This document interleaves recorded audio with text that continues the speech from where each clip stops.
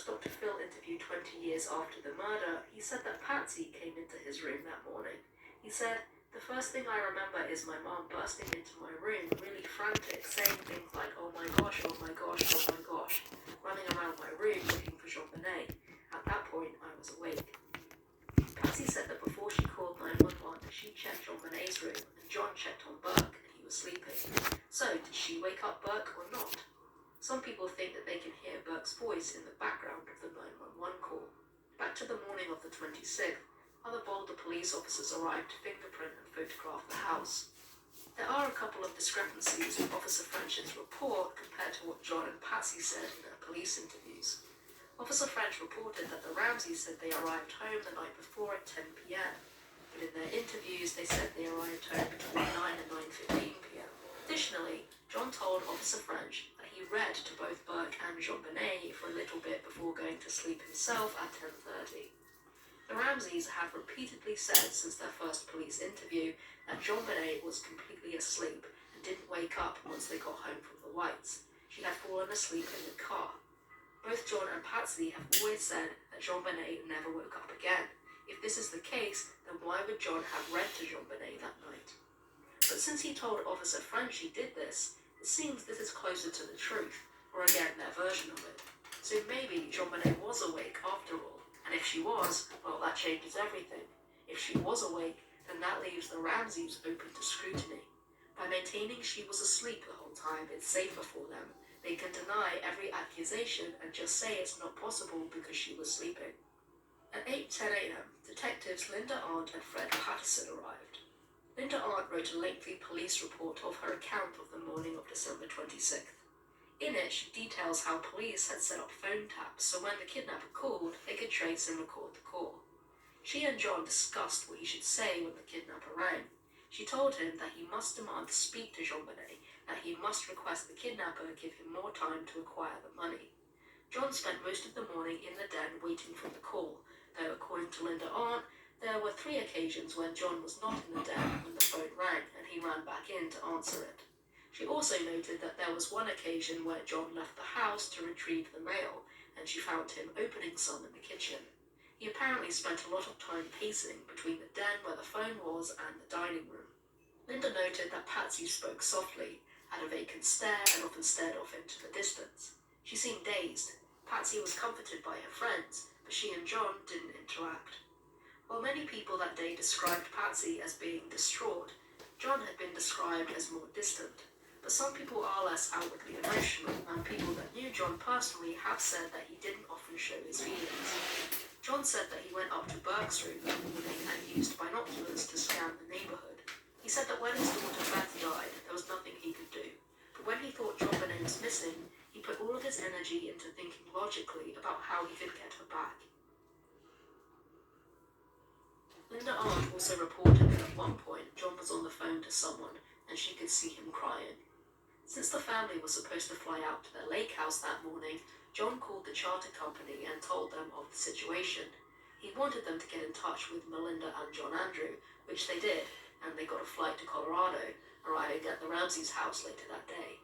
Here are some other events that happened that morning. Patsy told Linda Arndt that the housekeeper had said to Patsy's mother many times, "JonBenet is so beautiful, aren't you afraid someone will kidnap her?"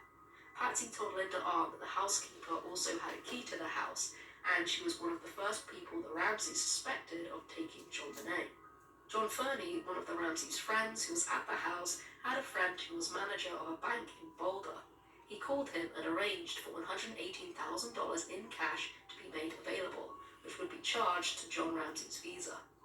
John Fernie went and got the cash, but police told him he wasn't allowed to bring it back to the Ramsey house. Linda Arndt requested writing samples from John and Patsy, which John gave her. She asked him if anything unusual stood out to him about the ransom letter, but according to her, John said very little. Between 9 and 9:45 a.m., Detective Sergeant Robert Whitson informed Linda Arndt that the FBI had been notified. The ransom letter said that the kidnapper would call between 8 and 10 a.m. tomorrow. When 10 a.m. came and went, John said there was a discussion at the house about whether the kidnapper meant the 26th or the 27th. At some point, he said in his 1997 police interview that they thought, okay, maybe we're not getting a call today. Despite this, he was still hovering around the den waiting for the phone to ring, and it did ring, about 5 or 6 times between 10 a.m. and 1 p.m. Every time it rang, John rushed to answer it, and the police got their recording devices ready, but every time it was a false alarm. However, in a 1999 ABC News interview, Linda Arndt had a different story.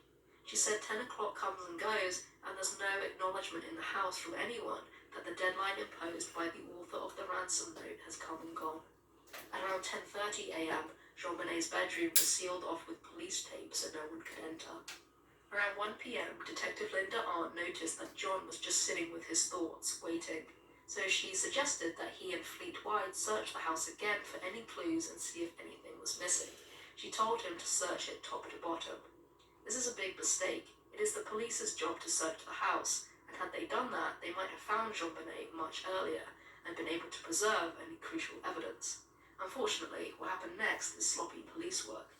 John, in his first police interview, said that he wanted to check every inch of the house from top to bottom, and could have easily started on the 3rd floor, but he started from the basement.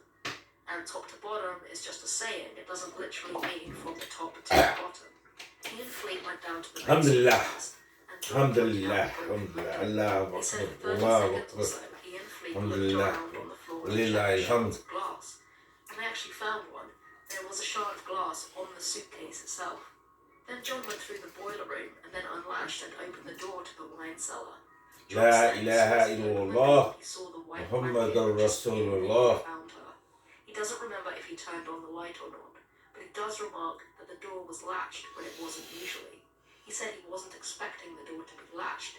He said the door was stiff, so there was no reason to latch it, so they usually didn't. This is interesting because we know that Officer French was the first person to check this door that day, and he found it latched, so he didn't open it. So whoever went into the wine cellar before Officer French latched the door, and this person was probably the killer based on the timing. If John killed JonBenet and put her in the wine cellar, why would he latch the door and then say he expected it to be unlatched? Or was he purposely trying to confuse everyone with his observations? If John is being truthful, then it means that someone else latched the door after putting JonBenet in there. When John saw JonBenet in the wine cellar, she was lying on her back with her arms raised and her wrists tied. She had black duct tape across her mouth, which John removed. He also tried to untie the cord tying her wrists and managed to untie most of it. He noted that she was lying on the white blanket and it was folded over her legs as if someone had tucked her in. Linda Arndt said she saw Fleet pick up the phone in the den, dial 3 numbers, then hang up. He then shouted for someone to call 911. Meanwhile, John carried JonBenet up the stairs, and Linda Arndt directed him to place JonBenet on the floor, and so he did. She noted that rigor mortis was present, and John asked her if she was dead, to which Linda said she was. Barbara Fernie, Patsy's friend, didn't want Patsy to see what was going on, so she held her back. Linda told John to call 911, and while he was supposedly doing that, she moved JonBenet to the living room. At 1:12 p.m, there was still no officer response or ambulance en route, so she called 911 herself from a cell phone she found in the kitchen. She told the operator that there was a code black, the code for murder. Linda told John that he could say goodbye to JonBenet, but he wasn't allowed to touch her hands or move her. So John laid on top of her and hugged her. Then Patsy did the same thing. Linda Arndt said John made crying noises and was looking around, but she didn't see any tears. Whether John was fake crying or not, Linda Arndt should not have allowed them to touch JonBenet and potentially contaminate any evidence. Regardless, John may have contaminated evidence anyway when he grabbed a blanket and threw it over JonBenet without Linda's permission.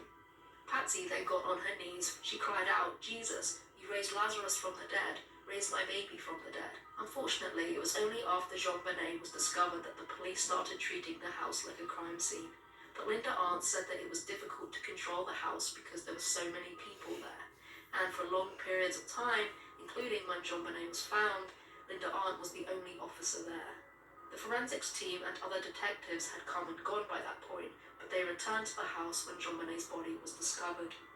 Around 1:40 p.m, Detective Bill Palmer overheard John on the phone making arrangements to fly to Atlanta. Apparently, he was on the phone to his pilot. This seemed sketchy, as if John wanted to escape immediately. But according to John, Lockheed Martin rang him and told him that they will send a plane to take him and his family to Atlanta. John said